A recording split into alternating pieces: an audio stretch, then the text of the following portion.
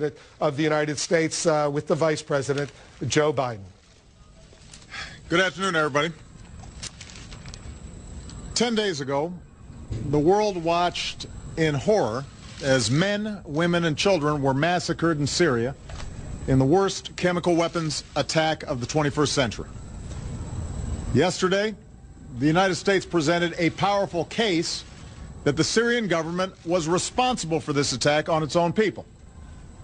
Our intelligence shows the Assad regime and its forces preparing to use chemical weapons, launching rockets into highly populated suburbs of Damascus, and acknowledging that a chemical weapons attack took place. And all of this corroborates what the world can plainly see. Hospitals overflowing with victims, terrible images of the dead. All told, well over 1,000 people were murdered. Several hundred of them were children. Young girls and boys gassed to death by their own government. Now, this attack is an assault on human dignity. It also presents a serious danger to our national security. It risks making a mockery of the global prohibition on the use of chemical weapons. It endangers our friends and our partners along Syria's borders, including Israel, Jordan, Turkey, Lebanon, and Iraq. It could lead to escalating use of chemical weapons or their proliferation to terrorist groups who would do our people harm. In a world with many dangers, this menace must be confronted. Now, after careful deliberation, I have decided that the United States should take military action against Syrian regime targets. This would not be an open-ended intervention. We would not put boots on the ground. Instead, our action would be designed to be limited in duration and scope. But I'm confident we can hold the Assad regime accountable for their use of chemical weapons, deter this kind of behavior, and degrade their capacity to carry it out. Our military has positioned assets in the region.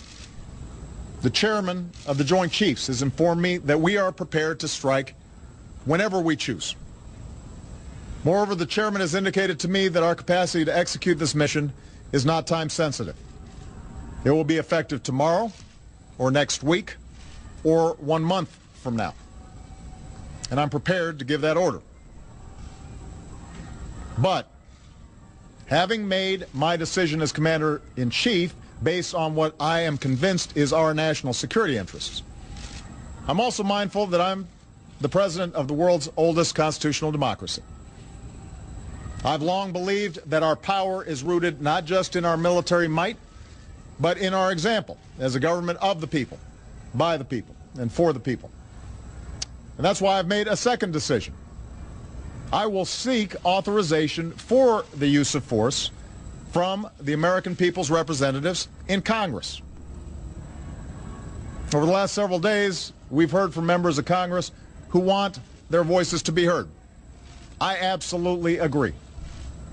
So this morning I spoke with all 4 congressional leaders, and they've agreed to schedule a debate and then a vote as soon as Congress comes back into session.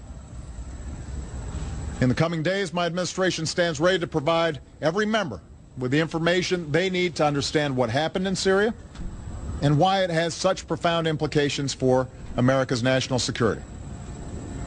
And all of us should be accountable as we move forward, and that can only be accomplished with a vote.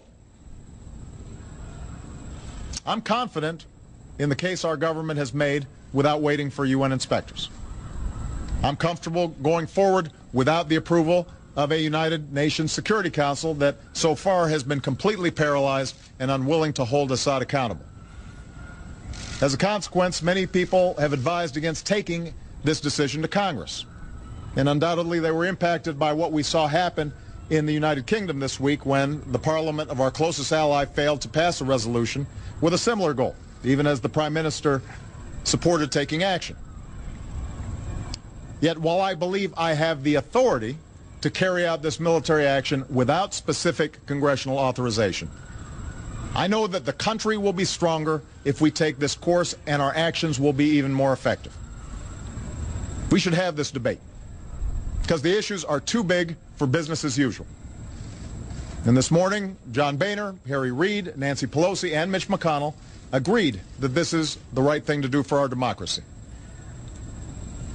A country faces few decisions as grave as using military force, even when that force is limited. I respect the views of those who call for caution, particularly as our country emerges from a time of war that I was elected in part to end. But if we really do want to turn away from taking appropriate action in the face of such an unspeakable outrage, then we must acknowledge the costs of doing nothing. Here's my question for every member of Congress and every member of the global community. What message will we send if a dictator can gas hundreds of children to death in plain sight and pay no price? What's the purpose of the international system that we've built if a prohibition on the use of chemical weapons that has been agreed to by the governments of 98% of the world's people and approved overwhelmingly by the Congress of the United States is not enforced? Make no mistake, this has implications beyond chemical warfare. If we won't enforce accountability in the face of this heinous act, what does it say about our resolve to stand up to others who flout fundamental international rules? To governments who would choose to build nuclear arms? To terrorists who would spread biological weapons? To armies who carry out genocide? We cannot raise our children in a world where we will not follow through on the things we say, the accords we sign, the values that define us. So just as I will take this case to Congress, I will also deliver this message to the world. While the UN investigation has some time to report on its findings, we will insist that an atrocity committed with chemical weapons is not simply investigated, it must be confronted. I don't expect every nation to agree with the decision we have made. Privately, we've heard many expressions of support from our friends, but I will ask those who care about the writ of the international community to stand publicly behind our action. And finally, let me say this to the American people. I know well that we are weary of war. We've ended one war in Iraq, we're ending another in Afghanistan, and the American people have the good sense to know we cannot resolve the underlying conflict in Syria with our military. In that part of the world, there are ancient sectarian differences, and the hopes of the Arab Spring have unleashed forces of change that are going to take many years to resolve. And that's why we're not contemplating putting our troops in the middle of someone else's war. Instead, we'll continue to support the Syrian people through our pressure on the Assad regime, our commitment to the opposition, our care for the displaced, and our pursuit of a political resolution that achieves a government that respects the dignity of its people. But we are the United States of America, and we cannot and must not turn a blind eye to what happened in Damascus. Out of the ashes of World War, we built an international order and enforced the rules that gave it meaning. And we did so because we believe that the rights of individuals to live in peace and dignity depends on the responsibilities of nations. We aren't perfect, but this nation, more than any other, has been willing to meet those responsibilities. So to all members of Congress, of both parties, I ask you to take this vote for our national security. I am looking forward to the debate. In doing so, I ask you, members of Congress, to consider that some things are more important than partisan differences or the politics of the moment. Ultimately, this is not about who occupies this office at any given time. It's about who we are as a country.